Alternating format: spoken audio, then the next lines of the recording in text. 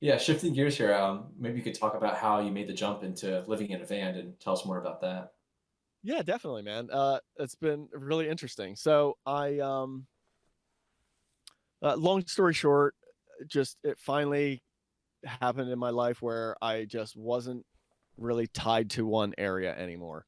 And that was Southern New Jersey, right? That's where I was born and raised and kind of just lived all my life in different areas, but all around Southern New Jersey. And I started traveling a little bit more. And like I mentioned earlier, I'd gotten divorced, so I was, it was just me, so I didn't have another person, another family, or anything like that to kind of consider. I was able to honestly just be selfish, right? Um, and so as I got more and more into the wildlife photography and more and more into adding new destinations and branching out, it kind of became clear that being tied to one location, A, didn't need to be that way anymore, and then B, probably was better if I wasn't. Um, and so I just kind of realized that and was able to sell my condo and most of the stuff in it. And again, a huge thanks to my family. I don't think it's something I could have done as easily without my family, because I was able to then move in with my mom for a little bit while I searched for a van to live out of.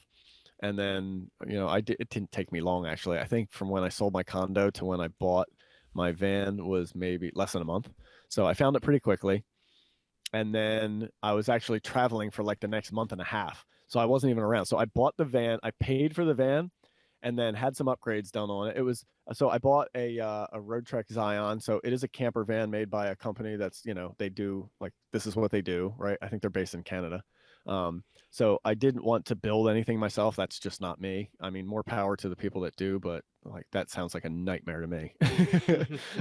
Fair enough. So I wanted to buy something that was just ready to go, had everything in it, and was made to live in, right? Uh, and so I did. It's like a 20. It's just over 20 feet long, um, based on like the Dodge Ram chassis, and it's got everything. I mean, it's got a huge refrigerator in it, which I don't use at all, but I just use it for storage. But a bathroom that I do use, got a stove, microwave, sink, outdoor shower, in like shower inside as well. Heater, air conditioner I've never used yet. Heater I'm using a lot right now because it's cold in New Jersey. Uh, and yeah, it's kind of got everything, right? So um, I realized when I was living in my condo that I spend 90% of my waking hours in a 10 by 10 office just working on the computer anyway. So I'm like, I don't need this big two-bedroom, two-bath condo because I'm only spending my time indoors in this one room anyway, and then my bedroom to sleep. So like I'm already basically living in, a single tiny room. So the camper van will be fine. And then the rest of my time was already spent outdoors. So it kind of made perfect sense. Um, and so, yeah, anyway, I bought the van, traveled for a month and a half while they added solar and did a few other things that I wanted done to the van at the dealership I bought it from.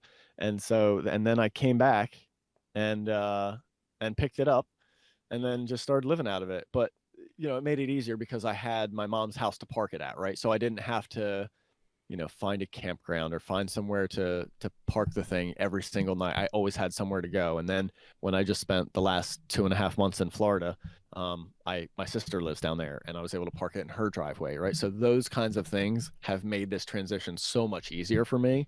Whereas if I didn't have that, I think it'd be a lot more difficult to just all of a sudden sell your condo, get rid of all your crap, and then be living in a van and have to figure out everything, like where do I park this every single night and that sort of stuff. So having family has made a huge difference for me there. Yeah, I mean, that's still a big life change, though. Have you had any like adjustment struggles?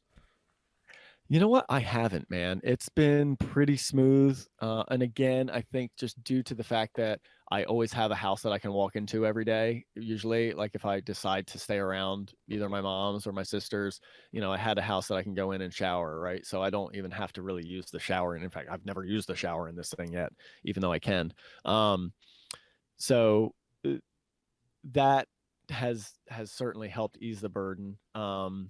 And no, I got to say, I think because of those things, it's all been a really positive experience. Hmm. Um, I don't feel cramped in here at all. And I hear a lot of I've watched some videos and heard other people talking about living in the vans, and they're just like, well, no, I mean, it's great because you spend all your time outside anyway. You're only in the van to sleep. Well, for me, it's a little different because I spend so much time working on photography and teaching photography.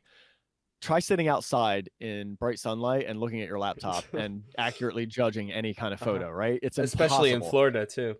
Yeah, Yeah. exactly. It doesn't matter. I mean, even just an overcast day, there's so much glare, you can't see anything. I'd be telling people to adjust photos so horribly if I sat outside. So, I spend a lot of time working with people all over the world on Zoom and teaching them photography and how to edit their photos. So I have to be inside where I can control the light a little bit more. So I spend a fair amount of hours inside of this van.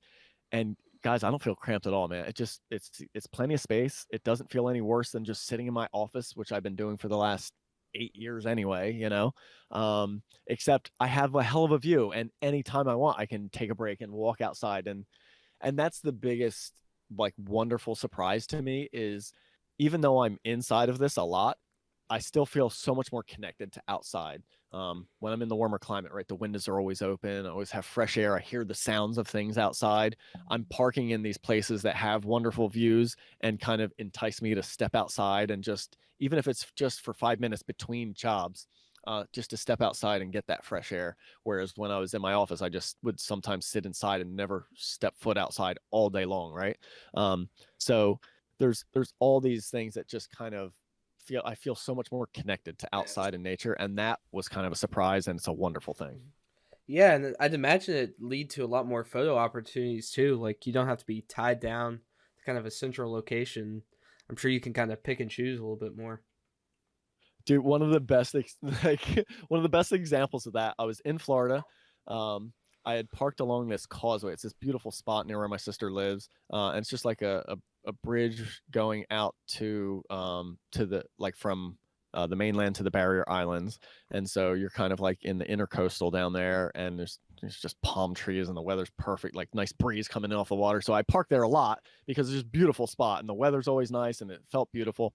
And so the one day I'm working, right, I'm in doing my Zoom client, and I finish up them right before sunset, and I look out the back, and there's just like, oh, there's a little blue heron walking right out the back of my, because I had the whole back doors were wide open, right, and I'm just looking out the screen, and there's the little blue heron. So I just pick my camera up and I walk outside in my sandals and my shorts, and I just start following the little blue heron down this little rock thing, and then he eventually, I was starting to try and shoot him, and then he flies off. And I was like, oh, this is kind of weird that he flew off. I wasn't pushing any closer. And I looked back behind me, and somebody was just walking a dog by. And I thought to myself, well, whatever. It's a public place, and, that kind of thing happens. And so I just continued walking, just a little bit more. And I looked up, and the sunset was gorgeous. So I point my camera at the sunset just to photograph the sunset. And I had the 300 f4 on with the teleconverter, so 420 millimeter.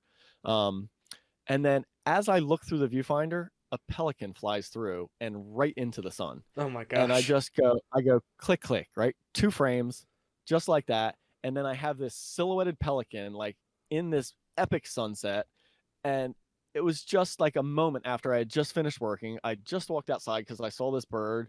And I'm not kidding you guys. Within 5 minutes, I had this, like, one of my best, like, pelican silhouettes I've ever taken. And it just happened like that. And then I hopped back in the van and drove back to my sister's house and parked for the evening. It's like, like that kind of stuff happens. And I'm like, oh, this is the life. Yeah. Wow. Yeah. And you Yeah. probably have your computer right there too, so you can get that instant gratification. Oh yeah, totally. If I wanted to, yeah, I could have just, like, grabbed it and import. In fact, I think I did. I think I imported it and then immediately text to my friends and go, "Look what just happened," and explain the story, and they all curse at me and tell me how much I suck, and I laugh. Yeah. But I do totally. It's not lost on me how incredibly lucky I am. And I do recognize how. And listen, not to say I haven't put the work in, right? But there's also just situations in my life, like I mentioned, like my family that's been able to help and stuff like that. So I do recognize that while I have worked hard for this, I am also lucky to have this. Yeah, it's good that you almost like wake up each day with gratitude just for like how far you've come and how far you're going, really, in a way too. Incredible. I mean, every single day, you're not wrong. I just wake up and I'm just kind of like, I can't believe this is my life right now. It's just incredible. And even being up here in the cold and it's been a little bit tougher, it's still, I wouldn't change a thing.